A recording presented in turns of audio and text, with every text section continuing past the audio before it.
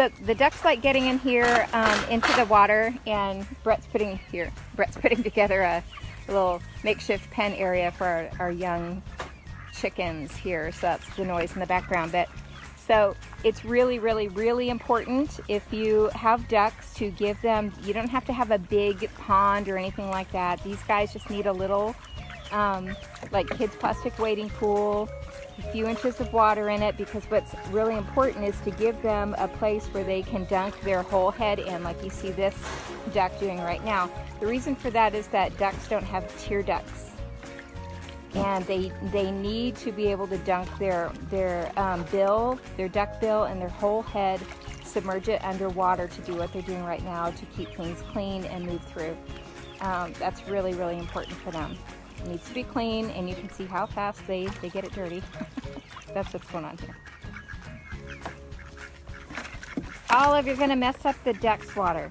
You're gonna mess that pond up. No, no, no, don't turn it over. Good thing these are cheap and you can go pick some up. We usually have one hanging out at the ready. Little kids' plastic swimming pool. Only Olive doesn't seem to mind that, honey.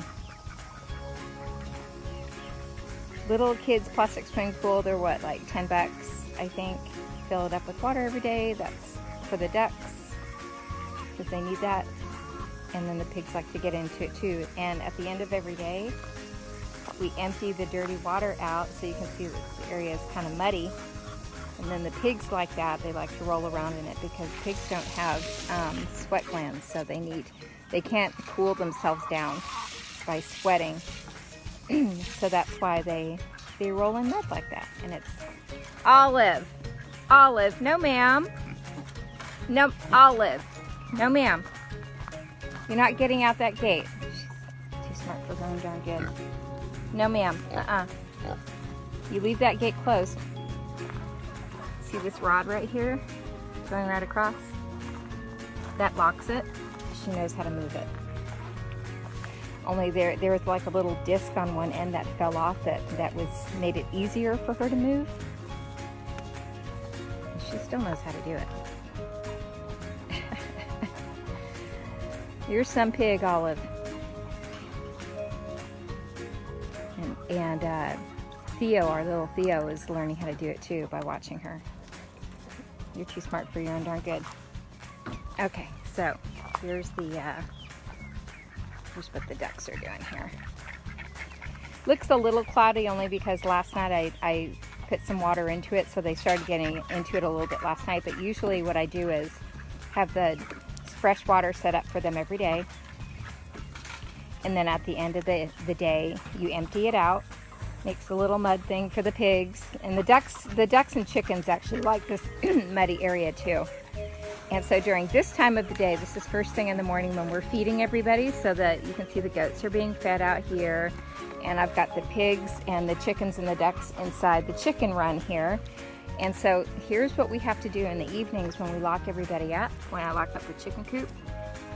It's super low tech here, but this is the opening so the chickens and the ducks can get in and out from their chicken run, this area, to the larger farm area back here. So they just have places to go and things to do. And it's generally big enough so that a goat can't get in here, but our smaller goats, like the babies and the smaller statured adult goats, can still squeeze in there.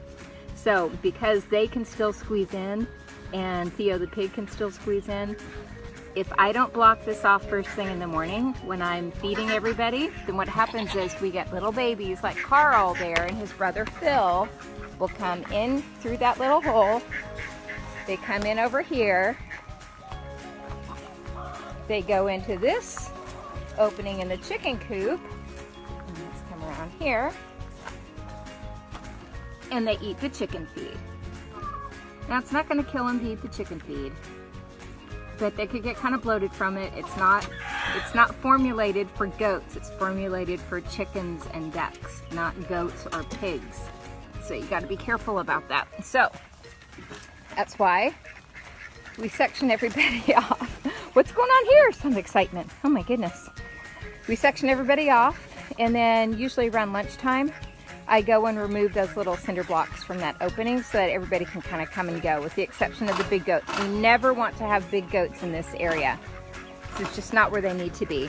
They'll mess up the little pond here, the little swimming pool. They just mess things up. They get into things, and it's just best if the animals can have their own spaces for a while. Ooh, we got some love happening here at Berkeley Farm.